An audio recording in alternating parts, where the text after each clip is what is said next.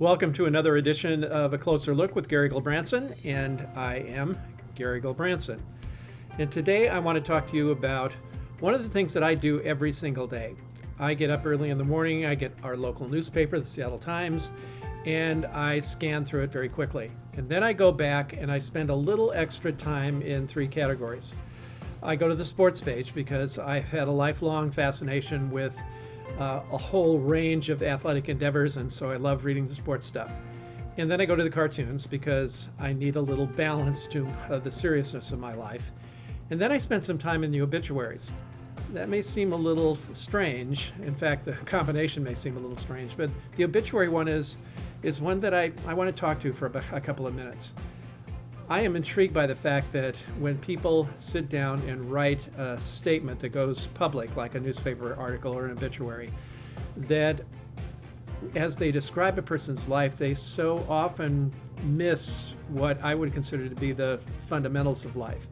They talk about organizations a person belonged to, or places they used to live, or people that they've known along the way, but rarely do they talk about the kind of values that have shaped that life.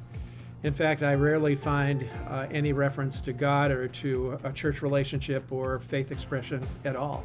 And that surprises me, because I think for those of us who are followers of Jesus, as people look at our lives now and will reflect on our lives after we're gone, I think our faith should be right at the top. So I'm going to speak to that for just a moment here.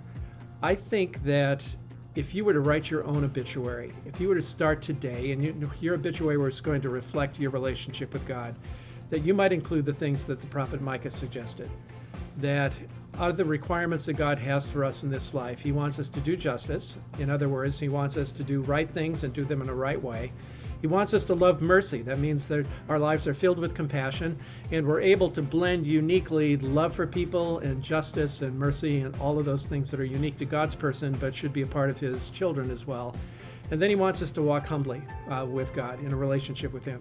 So there's dependence and discipline that are a part of that picture as well. So if you were to sit down at the beginning of this year and to write out your own obituary, would it reflect those things?